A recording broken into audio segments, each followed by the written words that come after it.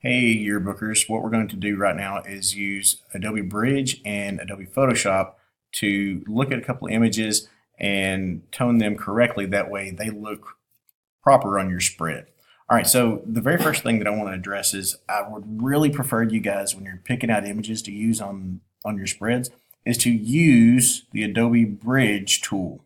And if it's not on the down here in the toolbar at the bottom, just go up here to the top, type in search, type Adobe Bridge, and it will show up. It's cool because it allows you to look at images much bigger than you can within the Finder. And then also you can hit spacebar.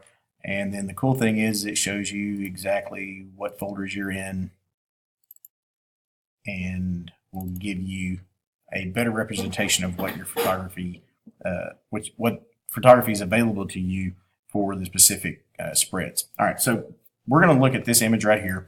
And this image was slightly underexposed and really should have been processed a little bit better by the photographer.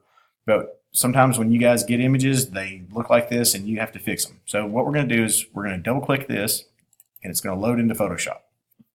All right, so we're loaded into Photoshop.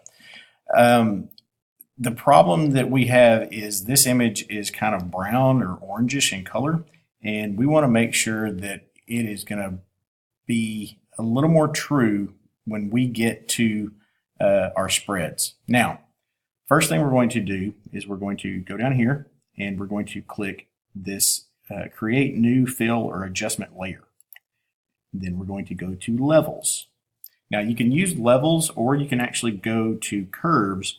I prefer levels. It's a little more forgiving than curves. So the next thing you want to do is you have to set a black point and a white point. I want you to double click these, and then everything that your photographers send to you guys are going to be an RGB. And so we're going to change this RGB level here to where the red is 18, the green is 18, and the blue is 18. Then you're going to click OK. Then you're going to do the same thing for white, except for you're going to change this to 240, 240, and 240. And click OK. Now, let's set our black point. We'll choose the black eyedropper tool. We'll choose something that is relatively black in the photograph, which is the shirt. And then we'll do the same thing for white. And I'm going to do this right up here because this is probably the closest thing to white. And voila, we now have a fairly color corrected image. Now, honestly, this image has a ton of other problems other than that, but you can see the color is much better. And if I turn this layer off right here, you can see that's what it looked like originally, and this is what it looks like after it's corrected. Dear God, please, whatever you do, don't use this photo anywhere in the book because it is an actual horrible photo, but this gives you the idea of what we're trying to do. Now, here's the other part. Our book is printed in CMYK, but everything we do is in RGB.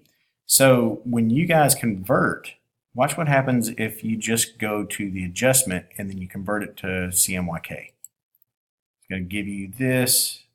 You have to make sure you flatten it and then click OK before it changes. If you don't flatten it first, it will throw away that adjustment layer and then it's going to look really bad again. All right. If you have any questions or comments, give me a holler. I'm always down here in my room, or you can holler at me if I visit room 50.